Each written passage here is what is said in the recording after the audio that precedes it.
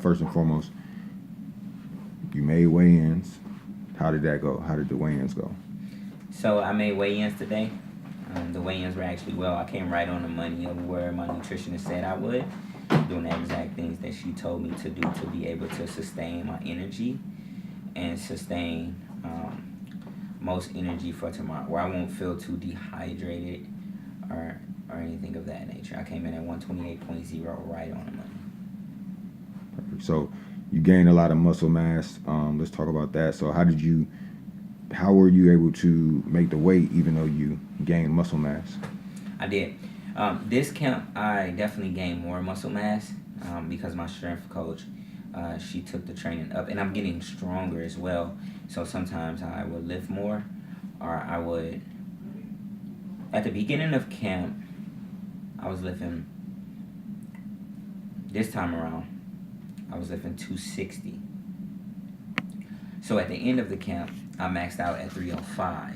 So my muscle mass was a lot bigger. So that becomes very hard to actually get the muscle off when you're trying to make weight sometimes. But with the right nutrition, I was able to maintain a steady pace, and I was able to maintain how much body fat I would have making weight at 128 without going too deep under.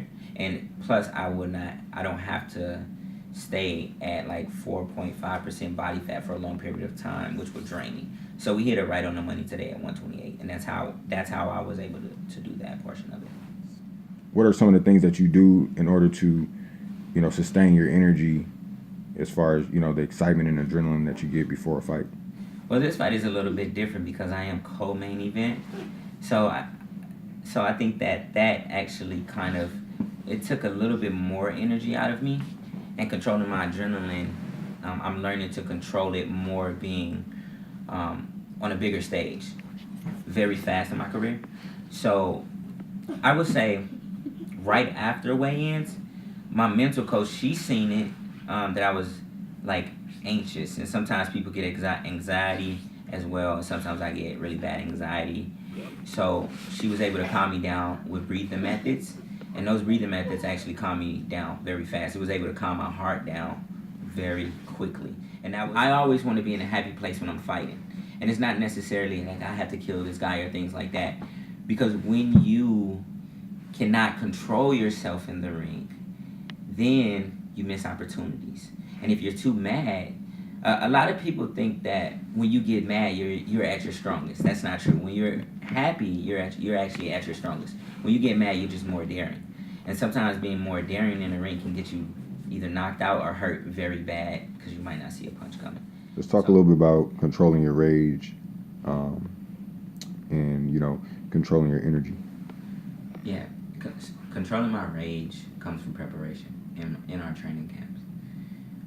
Being able to learn how to control my emotions inside and outside of the ring, because there might be some days where I might have not so good of a day outside of the gym.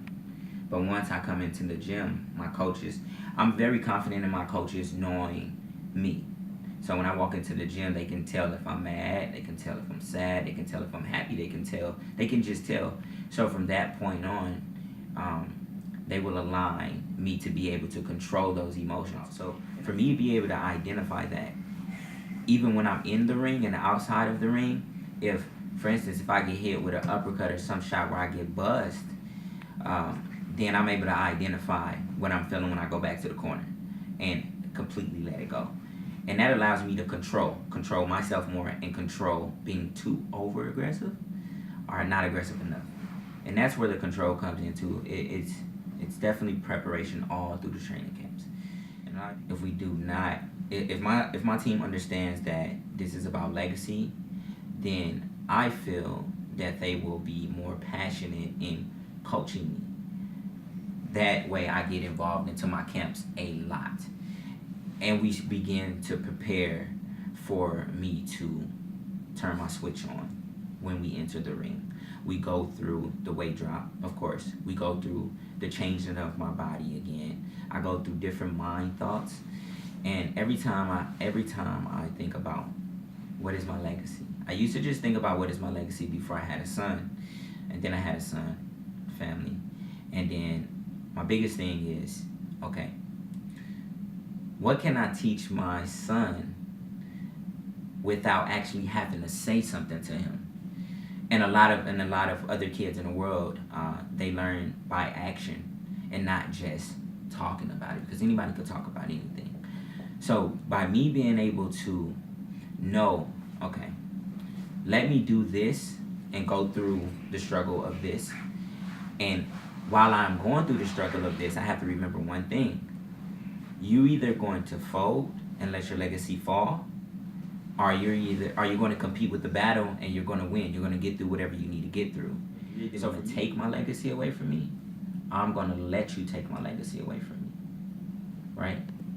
The only option for me, that's what goes through my mind. I have to completely X those out by me winning. Those cannot even be a possibility for me. It cannot be a possibility for me to allow somebody to take something away from me that I have been building for so long. I've been fighting for over 14 years.